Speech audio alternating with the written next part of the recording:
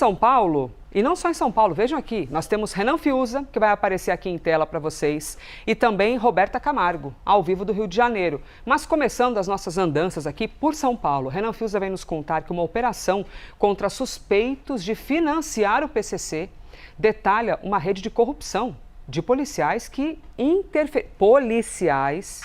interferiam nas investigações contra o PCC. Renan Fiuza, bem-vindo. Obrigado, Elisa. Ótimo dia para você, um bom dia para todos. Pois é, cada vez mais que a gente vai mergulhando nessas histórias e nos desdobramentos das operações que colocam, para além dos criminosos, uma rede muito grande de pessoas que acabam trabalhando, digamos assim, em prol do crime organizado. Ontem a gente estava de olho em mais uma operação do Ministério Público, o braço que cuida do crime organizado, o GAECO, com a cooperação de inteligências, das polícias militar e civil também, uma mega operação aí, vários mandados de busca e apreensão e prisão. E agora a gente teve mais detalhes. O que eu trago para vocês? Como é que funcionava esse esquema de operação financeira? Como a gente havia detalhado ainda ontem, não é diferente de outros modus operantes do crime organizado, do primeiro comando. Eles usam empresas de fachada, nomes de terceiros, laranjas, justamente para trazer à tona, ou dar a impressão que o dinheiro do crime organizado, das cédulas, do dinheiro que vinha aí proveniente das ruas, ganhava uma certa legalidade passando por toda essa engenharia criminosa e tinha o suporte de empresários, inclusive, e de financiadores operacionais, como eles chamam, financiadores financeiros, Bom dia, a senhorinha passou aqui do meu lado, eu tive que dar bom dia, A gente está aqui em meio à praça. Vamos lá seguir então.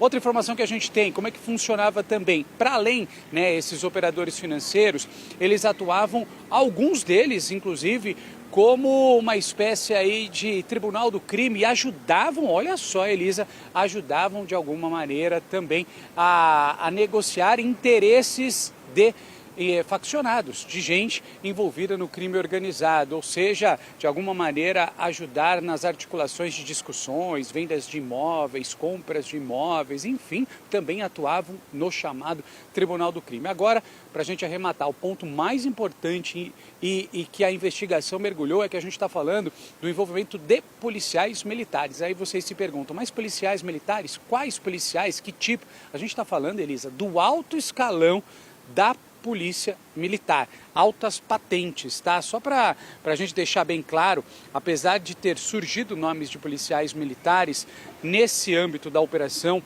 os militares não são investigados e não foram denunciados, tá? Posteriormente, numa nova etapa, consequentemente pode surgir o nome desses policiais mais uma vez, mas trago aqui Coronel Pereira Martins, descrito como uma relação amistosa com um dos envolvidos que foi preso ontem, tá? Ele se dispunha a intermediar e apresentar autoridades. Temos um outro nome, Coronel José Augusto Coutinho, ex-comandante, Elisa, da Polícia Militar e ex-comandante da Rota. E, por fim, o Coronel Patrício, identificado nas planilhas de despesas do grupo como cliente, ou seja, também, de alguma maneira, recebia propina. Tudo isso para quê? Para encobertar investigações, Ou seja, o crime organizado pagando propina para policiais para que não investigassem, entre outras coisas que aparecem nesse inquérito do Ministério Público. A gente segue de olho, é claro, porque, com certeza, esse é só o começo de um fio condutor aí, muito triste, envolvendo polícia militar, segurança pública, empresários, ou seja, todo mundo,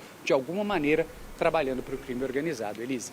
Ô Renan, e é muito triste isso, mas infelizmente a gente fica com esse sentimento de que com certeza a investigação vai avançar, com certeza vão aparecer, Quisera a gente ter esse sentimento de não, é só aí, não é possível que exista. Mas infelizmente a corrupção, a gente já fica tomado por esse sentimento de com certeza, isso deve avançar. Ô gente, ainda falando de São Paulo, mas fazendo um gancho com o Rio de Janeiro, e a Roberta Camargo nos explica. Um homem foi preso em flagrante por receptação. Foi em Santo André, que fica aqui na Grande São Paulo. Os policiais encontraram com este homem mais de 60 caixas de remédio contra o câncer dentro de um carro de luxo. Foi durante uma operação das polícias de São Paulo e do Rio de Janeiro. O que é que alguém, Roberta Camargo, faz com mais de 60 caixas de remédio para tratar o câncer dentro do carro?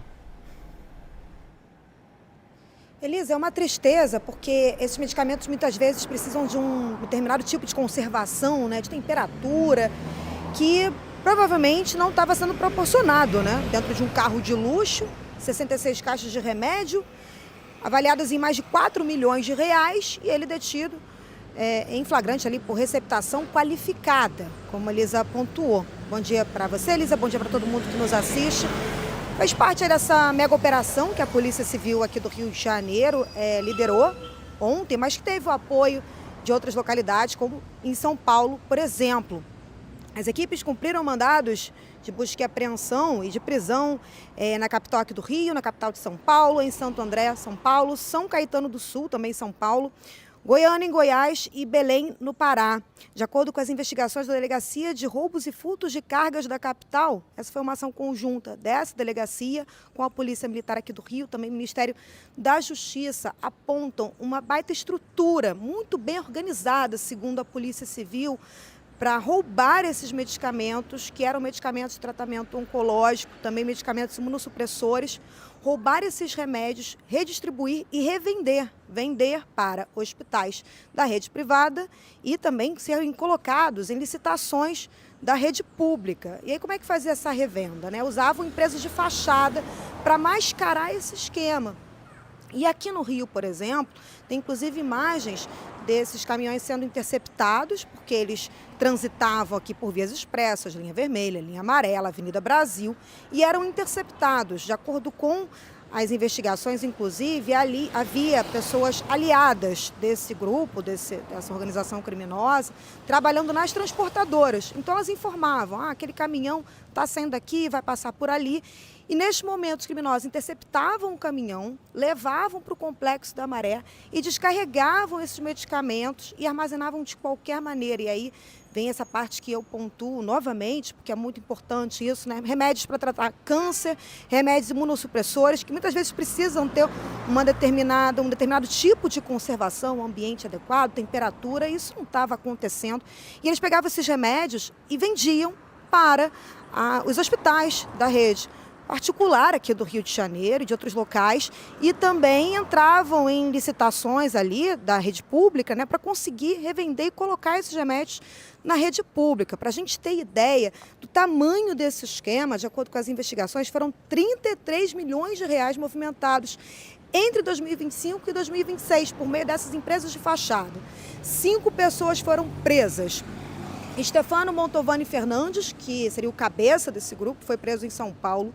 Fernanda Rodrigues França, Humberto Xavier de Lima, Guilherme Silva Lopes de Sena e Carlos Roberto Fernandes. Operação que aconteceu durante todo o dia de ontem, que mostra, a gente pode ver nas imagens, né, essas caixas de remédios, né, que estavam sendo, como eu falei, e volto a repetir, porque isso é muito preocupante, é medicamento, né, para ajudar as pessoas, a salvar a vida das pessoas, a melhorar a condição de vida dessas pessoas, e esses medicamentos armazenados de qualquer maneira. E ontem, então, esse homem foi detido em flagrante em São Paulo, ele foi detido em Santo André, mas essa carga já tinha sido roubada há cerca de 2 semanas, em outro lugar, em Santo Antônio de Posse, no interior de São Paulo. E aí os lotes desses medicamentos ajudaram a polícia a identificar, a ligar os crimes, e agora então essas 5 pessoas estão detidas por envolvimento neste grande esquema. Volto com você, Elisa. Muito obrigada. Roberta Camargo, trazendo então este grande absurdo, né? Alguém com essa medicação dentro do carro, um carro de luxo, e os policiais apreenderam o Jaguar também, né? O veículo, 66 caixas de remédio para tratar o câncer.